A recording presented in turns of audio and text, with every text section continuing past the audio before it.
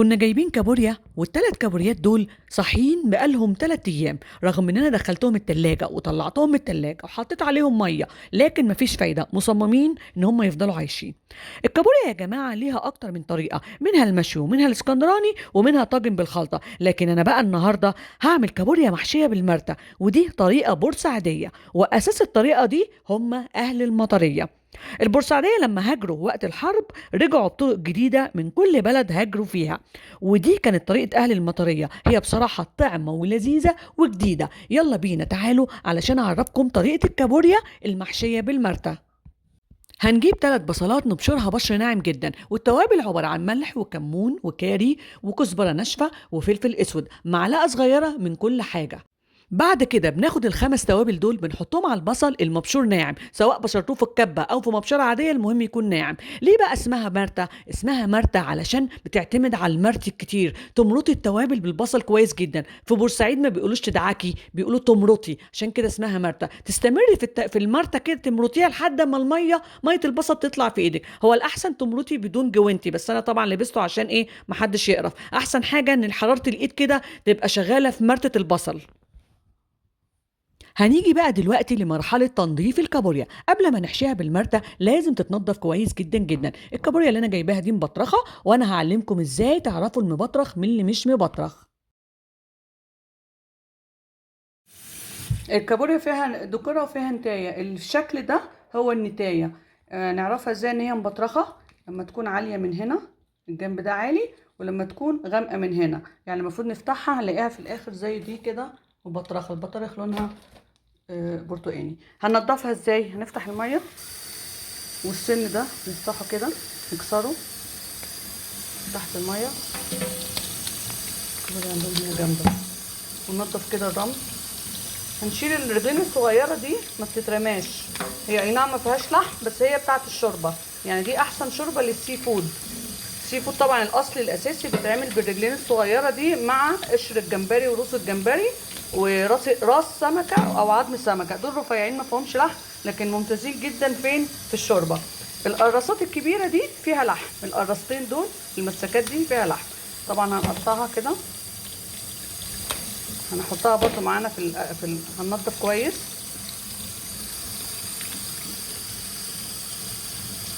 كده.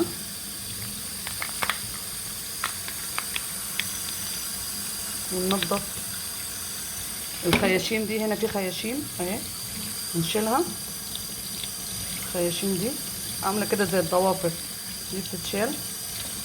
ننضف لو كان في رمل، دي كمان نسيت اقطعها.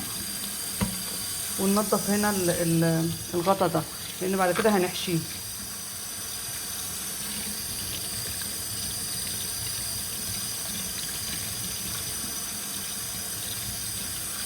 ناخدها بعد كده بقى ايه، نحشيها. نجيب الحشو المرتة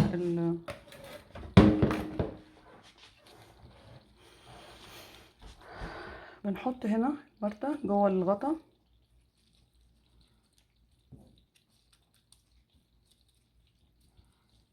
وبعدين نرجعها تاني زي ما كانت كده. كده ازاي؟ نرجعها تاني زي ما كانت، نضغط كده شوية.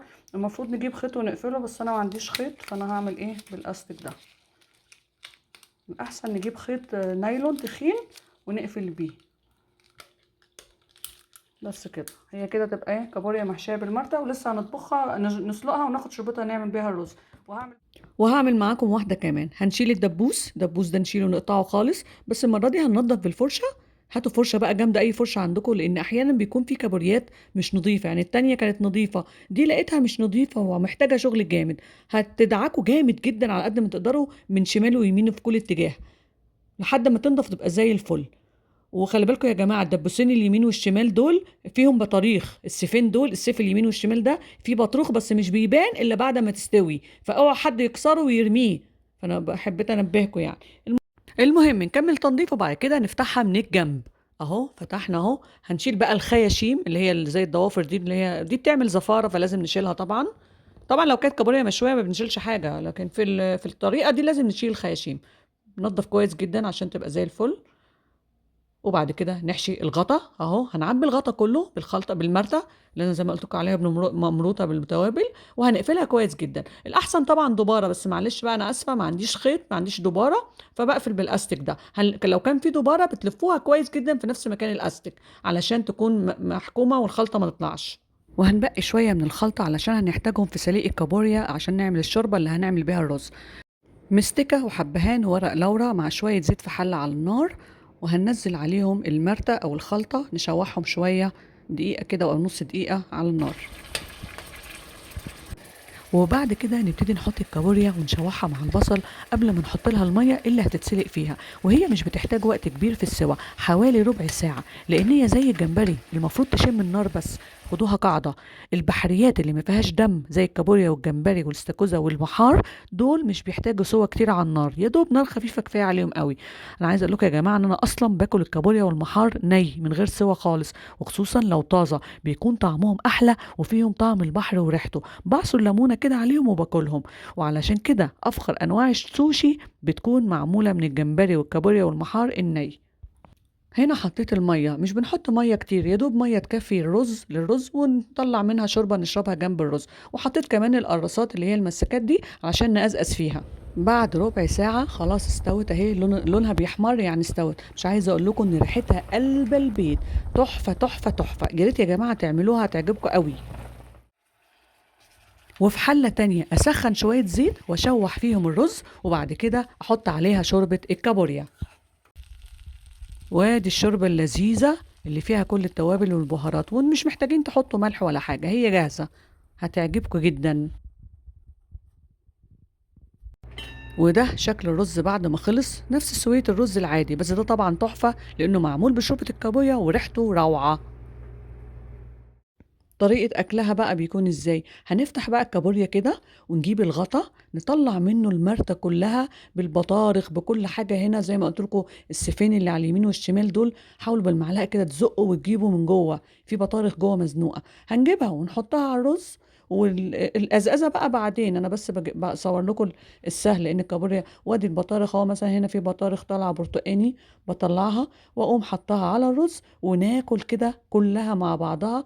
لذيذة جدا جدا جدا وهتعجبكم وأكلة جديدة. وما تنسوش طبعا تقدموا الشوربة بتاعتها معاها، الرز اللي معمول بالشوربة بتاعتها وكمان الشوربة على جنب.